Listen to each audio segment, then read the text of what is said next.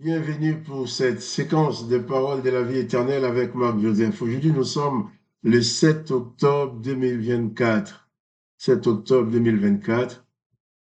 Et par la grâce de Dieu, je suis encore là pour te rappeler que Jésus-Christ est avec toi. Pour te dire, ce jour est pour toi un jour de grâce, un jour de bénédiction. Il faut le réaliser dans ta foi. Car Jésus-Christ a dit, je suis avec toi tous les jours, jusqu'à la fin du monde. Et en aucun cas, il ne veut t'abandonner. Souviens-toi et n'oublie jamais que chaque jour pour toi est un jour de bénédiction. Réalise ça dans ta tête, dans ton cœur, dans ton âme, dans ton esprit, dans ton corps. Chaque jour pour toi est un jour de bénédiction avec la présence de Jésus-Christ qui est dans ta vie. Là, Jésus-Christ te dit pour toi, je suis avec toi tous les jours jusqu'à la fin du monde. Peut-être tu ne le savais pas. Mais là, je te le dis. Je t'annonce la nouvelle. Jésus-Christ s'engage à être avec toi tous les jours jusqu'à la fin du monde. Et si Jésus-Christ est avec toi, alors, pas de panique, ni de peur, ni de terreur. Il faut rester attaché à lui. Car malgré les difficultés de ce monde, malgré les circonstances, nous avons hier ce texte où Jésus a dit qu'il va nous voir dans la joie et personne ne pourra nous enlever cette joie-là. Parce que si ta joie est basée sur ce que les autres peuvent t'apporter, sur les événements de ce monde, eh bien, tu vas regarder les événements, ta vie va être envahie de tristesse. Aujourd'hui, le monde ne nous offre pas grand-chose qui puisse produire de la joie. On entend quoi? C'est la guerre, c'est les massacres, on tue ici, on tue 200 ici, on tue 50 là, il y a tant de morts, il y a tout ça. Et même ceux qui sont même au cœur de la guerre, il n'y a rien pour apporter la joie dans un cœur. Mais seule la présence de Jésus peut apporter la paix et la joie. Jésus-Christ m'a même dit, je mets ma joie en toi, sa joie, pas la joie de ce monde. Il dit même, je vous laisse la paix, je vous donne ma paix, dit Jésus. Il dit même, je ne vous la donne pas comme le monde donne. Non, que votre cœur ne se trouble et ne s'alarme point. Je te dis aujourd'hui, quelles que soient les circonstances de ta vie, réalise que tu peux t'en sortir. Réalise que tu peux t'en sortir. Et pour la direction de la porte des sorties, mais réalise surtout que la puissance de l'Esprit de Jésus-Christ qui est en toi est plus forte que toutes les puissances, est plus forte que toutes les puissances de ce monde. Réalise que Jésus-Christ peut faire dans ta vie ce qu'aucun homme, aucune personne ne peut faire. Et d'ailleurs, c'est ce qu'il a fait. C'est ce qu'il a fait, Jésus-Christ. Quand il est venu dans ce monde, il a fait des choses que les gens n'avaient pas l'habitude de voir. Au point que les chefs religieux de l'époque avaient peur que Jésus puisse faire émousser leur popularité. Ils ont tout fait pour le tuer. Mais sur la croix de Golgotha, tandis que ces gens se réjouissaient, on s'est débarrassé de lui, Jésus a dit un mot, deux mots. Il a dit, tout est accompli. Tout est parfait. Il a même dit, Père, pardonne-leur, tous ceux qui m'ont maltraité, qui m'ont tué, qui sont moqués de moi, qui ont tout fait pour que je sois cloué cette croix. Pardonne-leur. Le pouvoir de la grâce. C'est pour ça, j'aime bien te dire, si même toute ta vie tu as parlé contre Dieu, si même toute ta vie tu as injurié Dieu, toute ta vie tu as blasphémé le nom de Jésus-Christ, le nom de Dieu, viens à lui, il va te recevoir. Dieu le Père de Jésus-Christ n'est pas un Dieu vengeur. Il ne va pas te reprocher ce que Dieu a dit de lui. Il ne va pas te reprocher le moment où tu as piétiné son nom, tu as parlé mal de lui. Le moment peut-être tu l'as même insulté. Il ne va pas tenir compte de tout cela. Au contraire, il va te prendre dans ses bras. Il va te consoler. C'est pour ça que Jésus-Christ dit qu'il va envoyer sur ses disciples l'Esprit consolateur. Ça, c'est important. C'est important. Jésus-Christ ne viendra pas dans ta vie pour te condamner, pour te juger, pour dire tu as commis tel péché, tu as fait telle chose. Non. Viens à lui tout simplement. Il va tout simplement te recevoir comme un père qui attend le retour de son enfant qu'il n'a pas vu depuis longtemps. Il va te prendre dans ses bras, il va consoler ton cœur. Il va pardonner tout ce que tu as pu faire de mal. Car de toute façon, avant même de pécher, tu étais déjà condamné, puisque la condamnation a été mise sur la terre avant même que toi tu sois là. L'histoire nous dit que l'humanité a été condamnée déjà au temps d'Adam. Quand l'Éternel des armées dit, la terre sera maudite à cause de toi. Lorsqu'il dit aussi, empêchons-les de vivre éternellement. Lorsqu'il dit aussi, j'exterminerai l'homme que j'ai créé, toutes les condamnations étaient là avant toi. Jésus vient pour t'en libérer. Et bien sûr, quand les gens commencent à pécher, on dit, oui, tu vois, tu vas être condamné à cause de tes péchés. Non, c'est faux. Tu étais condamné avant de commettre le péché. Le péché ne fait que t'installer psychologiquement dans la condamnation en disant que tu le mérites bien. Mais la condamnation était déjà là avant que tu naisses. Mais Jésus te délivre de cette condamnation. Libère ton âme. Tu dis quoi que tu aies pu faire dans ta vie, viens à Jésus-Christ. Il t'appelle. Oui, Jésus-Christ t'appelle. Il dit, tu dis de venir à lui. Il veut t'apporter ta paix, te délivrer de la peur, te délivrer de la déprime, du découragement. Et tu ne sois plus quelqu'un qui dit tous les jours, je m'en sortirai jamais. Non, il n'y a pas je m'en sortirai jamais avec Jésus-Christ. Tu t'en sortiras toujours. Parce que quelle que soit la prison dans laquelle tu te trouves, il saura te prendre par la main et te faire sortir. Quelles soient les circonstances qui t'emprisonnent, qui te fait dire ta vie est finie, tu ne réussiras rien. Peut-être des gens t'ont déjà dit tu es bon à rien. Ou certains vont même te dire que tu es mauvais à tout. Jésus-Christ ne te dira jamais ça. Il te prendra dans ses bras. Il transformera ta tristesse en joie. À la place de ton humiliation, il mettra l'honneur. À la place de tes douleurs, il mettra la paix, la joie. À la place de tous les moments de mépris que tu as vécu, Jésus va t'honorer. Parce qu'il a dit qu'il est parti préparer une place pour toi dans la maison de son Père, afin que là où il est, que tu y sois aussi dans son royaume. Donc, pas de panique. Confie ta vie à ce Dieu qui t'aime, à ce Dieu d'amour, à ce Dieu de paix. Confie ta vie à Jésus-Christ. Et plus de panique.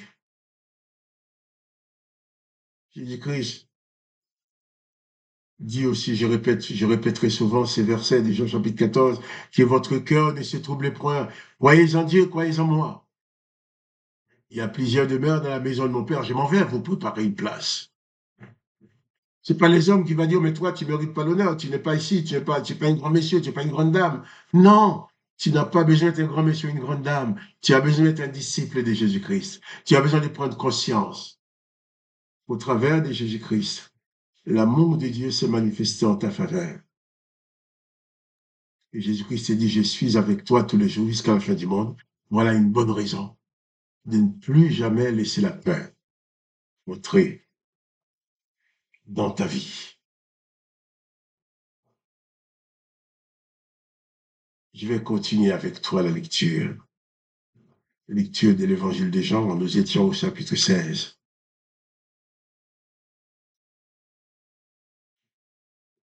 Nous avons lu hier le verset 22 qui dit, vous donc aussi, vous êtes maintenant dans la tristesse, mais je vous reverrai et votre cœur se réjouira et nul ne vous ravira votre joie. Verset 23, il dit, en ce jour-là, vous ne m'interrogerez plus sur rien. En vérité, je vous le dis, c'est que vous demanderez au Père, il vous le donnera en mon nom. Voilà la promesse de Jésus-Christ. Et il insiste, il appuie sur cette promesse en disant, en vérité. Jésus parlait l'araméen, il disait, Amen, Amen. C'est réalité, personne ne peut révoquer ça. En vérité. il dit, en vérité, en vérité,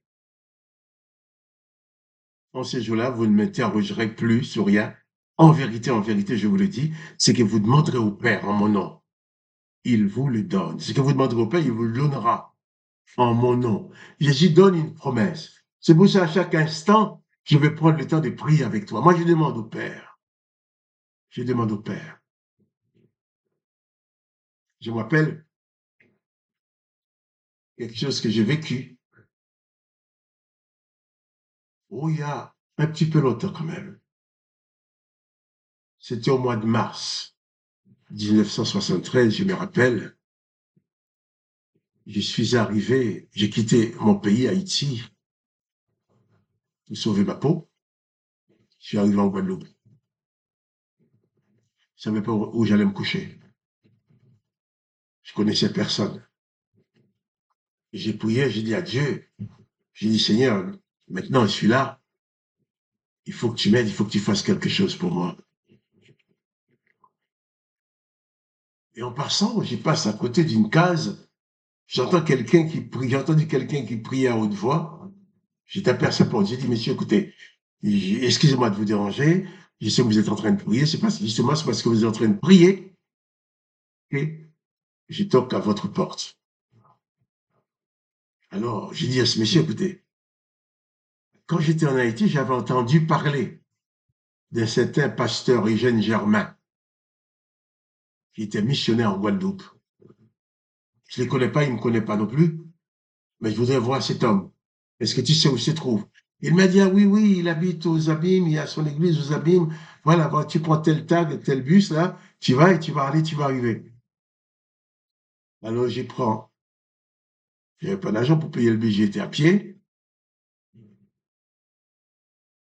J'arrive devant la maison de ce pasteur Germain. J'ai vu cet homme qui était dans sa cour en train de laver sa voiture. Alors, j'ai dit bonjour, vous êtes le pasteur Germain? Il me dit oui. Et toi, tu es Marc, hein? Je dis, mais comment tu sais comment. Oui, mais je suis Marc. Mais comment savez-vous que je suis Marc? Non, non, viens, viens. Il m'a dit, viens, je te dirai après, entre. Et ce pasteur Germain m'a dit ceci. Quoi, tu t'appelles Marc? Tu vas vivre 6 mois chez moi. Il dit, ah bon, pourquoi 6 mois? Oui, parce que Dieu m'a parlé. Il m'a donné ton nom. Ma femme a déjà préparé ta chambre. Et là, je savais que Dieu allait m'aider. Mais d'un coup, il y avait une chambre, une famille qui m'accueille pour 6 mois. Et c'est vrai, 6 mois après, la préfecture de la Guadeloupe m'a mis à la porte. J'ai dit, parti, aller ailleurs. Et là aussi, les difficultés étaient encore là. Mais Dieu m'a encore secouru. Je ne peux pas tout raconter d'un coup. Mais je te dis une chose. Le monde ne peut pas détruire ce que Dieu a pour toi. Mais toi, par contre, tu peux le détruire. Tu peux refuser d'accepter ce que Dieu te donne. Tu peux refuser de croire que Jésus-Christ peut venir à ton secours. Mais Dieu ne veut pas que tu sois abandonné. Et je peux raconter beaucoup d'autres moments comme ça, où tout était sombre, où j'avais aucune lueur de solution devant moi. Et dans ce moment-là, il m'est toujours resté que Jésus-Christ et ma foi en lui et ma foi en moi. Il m'a toujours permis de m'en sortir. Alors je te dis, toi aussi, demande à Dieu dans le nom de Jésus-Christ, crois en lui et crois en toi. Jésus dit en ce jour-là, vous ne m'interrogerez plus. Pourquoi? Parce que son esprit sera déjà en vous, sera devant toi, tu n'auras plus à l'interroger. Son esprit va te révéler la vérité. Il a dit qu'il enverra son esprit consolateur et qu'il conduira ses disciples dans toute la vérité. En vérité, dit-il, je vous le dis, c'est que vous demanderez au Père en mon nom, il vous le donnera. Alors avant de te quitter, avant de terminer, je vais prier avec toi dans le nom de Jésus. Je vais prier pour toi. Demander à Dieu, dans le nom de Jésus, de venir à ton secours. Mais prie avec moi. Tu sais,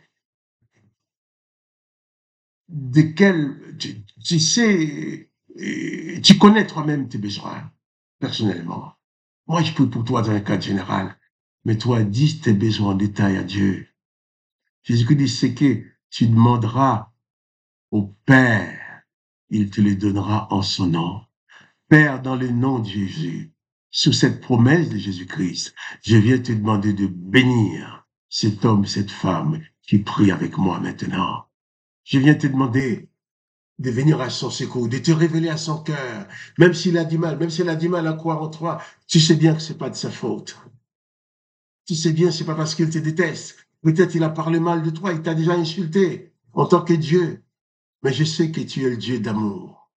Tu vas pas regarder les insultes, les injures. Tu vas regarder les gens qui t'ont repoussé. Je te demande de venir apporter ta bénédiction dans sa vie, dans la vie de cet homme, dans la vie de cette femme. Tu prie avec moi. Tu connais ses douleurs, ses besoins. Merci de bien vouloir les combler dans le nom de Jésus-Christ. S'il est malade dans son corps, merci de lui donner la guérison dans le nom de Jésus-Christ. Là, Jésus-Christ a dit, ce que nous demanderons au Père, le Père nous les donnera en son nom. Alors, sous cette parole de Jésus, je crois la plénitude de ta bénédiction dans la vie de chaque homme, chaque femme qui écoute cette vidéo et qui est avec moi. Que ta grâce soit abondante dans chaque vie, je t'en prie. Dans le nom du Seigneur Jésus-Christ. Amen. Amen. Que le nom de Dieu le Père soit glorifié. Que le nom de ce Dieu d'amour soit glorifié. Que le nom de Jésus-Christ soit glorifié. Et toi, mon frère, ma sœur, que tu sois pleinement béni par la présence de Jésus-Christ dans ta vie. Quant à moi, Marc-Joseph, je te dis encore, pas de panique. Jésus-Christ est avec toi. Pas de panique. Bannis la peur, bannis la terreur. Sois en paix. Jésus-Christ va établir sa paix dans ta vie. Et si tu aimes cette vidéo, partage-la avec tes amis. Et je te dis à demain pour les paroles de la vie éternelle.